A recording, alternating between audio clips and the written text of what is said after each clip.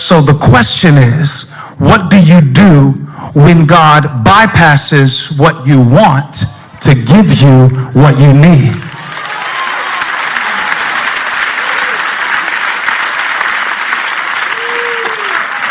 The most obvious thing to do is to heal the man.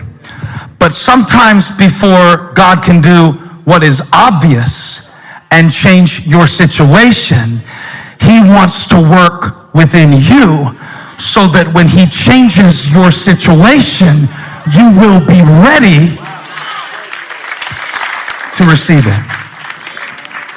In the Jewish mind, sin and suffering were highly connected. So it was often assumed that if you were suffering, it was because of sin. Jesus dispels this in John chapter 9, when the man born blind was declared to be not a sinner, but blind so that the works of God and the glory of God might be revealed. We can't always connect situations with behavior. Yet it's something that he said, before I do anything for you, I want to do something in you. And that's where it takes faith, because it's the substance of things hoped for and the evidence of things not seen.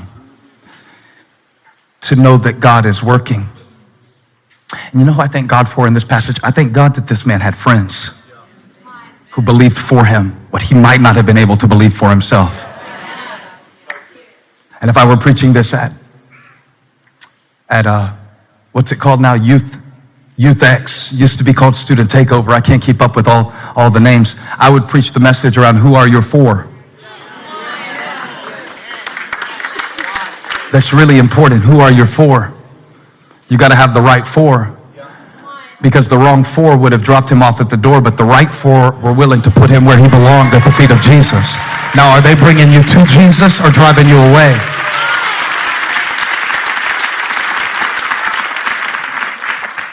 But to me, they're not the primary heroes in the passage. Because other than Jesus, the most important people in the passage are the people who doubted him. I want you to notice something, and please pay attention to this. It's going to revolutionize the way that you see some of your resentments in life. When Jesus saw what the friends did for the man, he forgave him. But the man was still on the mat. When he heard the thoughts of the critics, or we might say haters, what the haters thought got the man healed. What his friends did got him forgiven. What his haters thought got him healed. That's the second door. It's the door of opposition. One time Paul said, I'm staying in Ephesus a little while. And the reason I'm staying is not because the temperature is so great and the cuisine is so wonderful. I'm staying because there is a great and effective door of ministry that God has opened for me. And you know how I know there's an open door? Because there are many who oppose me. The reason that I know that God is blessing is because the enemy is so busy, and he would not be busy if God was not.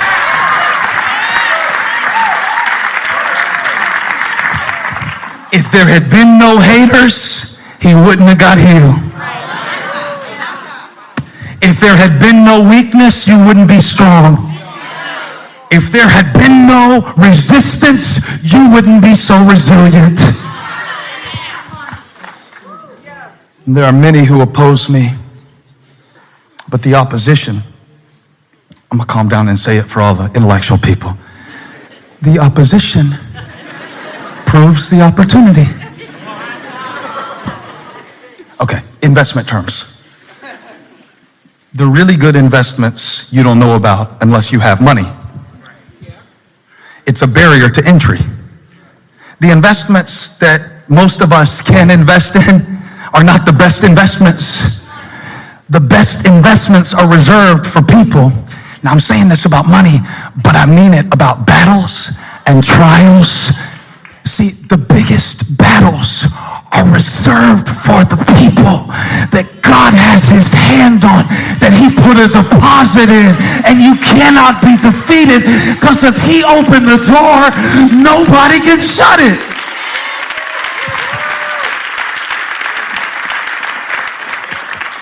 So quit blaming your haters and write them a thank you note. Remember that youth pastor that stood up at Inside Elevation? Were you in here, Anna? He said, there's a lot of critics. I'm just getting started in ministry. What do I do about the critics? I said, what I said to him, he said, right there, right in that section. Sit down this week and write 3 thank you notes to him. From experience, I know that God will use some of that stuff to strip away your self-sufficiency. And if everybody is clapping for you, the crowd is not always your friend. So write them a thank you note. Because honestly, every time we have a baptism in the church, I think about it. Because the only reason we do baptisms every week instead of 2 or 3 times a year like we did for years is because of that news story that they ran about us, where they said we fake baptisms in the church. I still don't know exactly what a fake baptism looks like, but I don't care, because it gave me an idea. If you're going to hit us at the point of our baptisms, what we'll do is not 2 or 3 times a year, but how about if every single week we put it in the devil's face that you can't stop. When God opens a door, I don't even care what they say.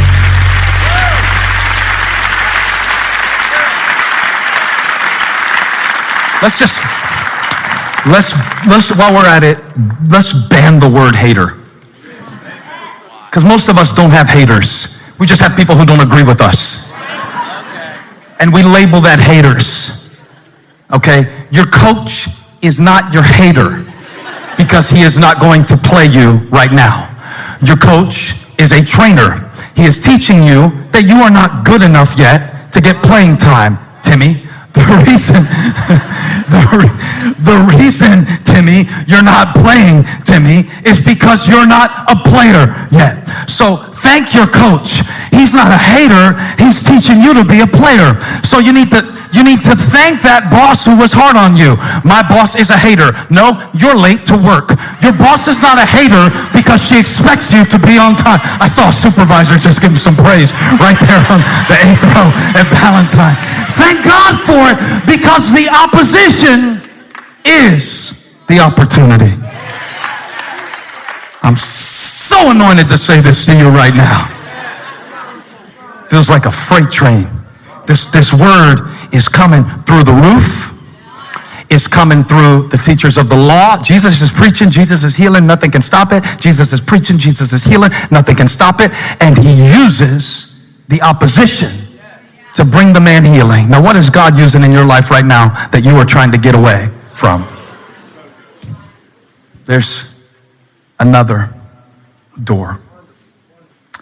There's another door. And this door is called obedience. The first door is disappointment. The second one is opposition. This one is obedience.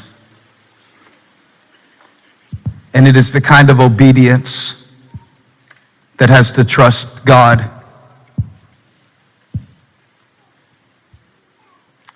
in an impossible situation. See, what the friends did got the man forgiven. But there was something that he had to do to be healed. And it is by grace we are saved through faith. It's the gift of God. It's not of works. But faith expresses itself in works. Please don't sleep on me, brother. This is very important. It is your faith express. Jesus said, so that they may know who I am. It's not even about you anymore. And it's not about your dysfunction. And it's not about your limitation, not anymore. This is bigger than you. So I want you to do what you can't do. I want you to do what you've never been able to do. And the proof of my presence is going to be in enabling you to do something practical. Get up. Take that thing that they carried you in and lowered you down on. What you came in on, you're going out with.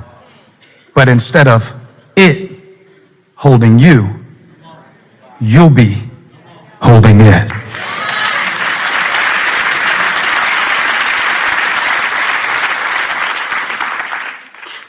Help me, God. Help me right now, because somebody's still lying on that mat. And you got resurrection power on the inside of you. It's on the inside of you. But you got to walk it out. That man came in through the roof, but he left out the same door that they wouldn't let him through when he got there.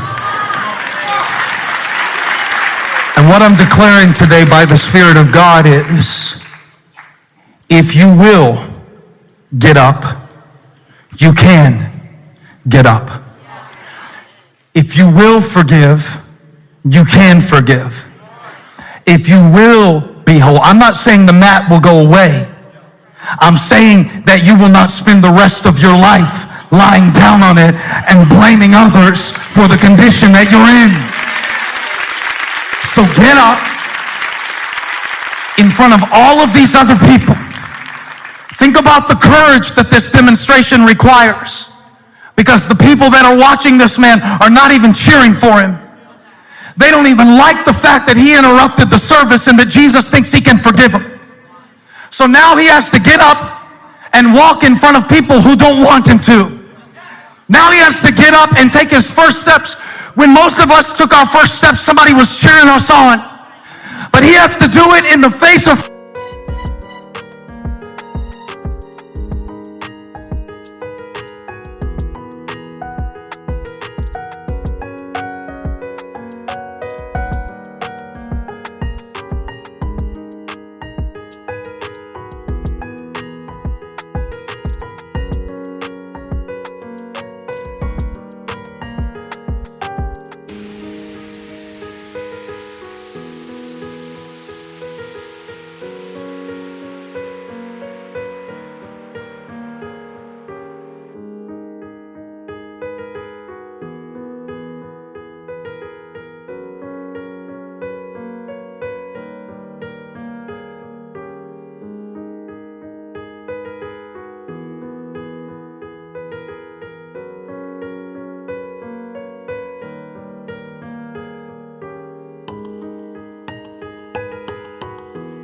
conflict. He has to do it in the face of doubt. He has to do it in the face of critics. He has to do it in the face of people who didn't even want him in the room. And I wonder, are you willing today, in the face of adversity, in the face of weakness, in the face of everything that has been against your entire family, your whole life, will you get up?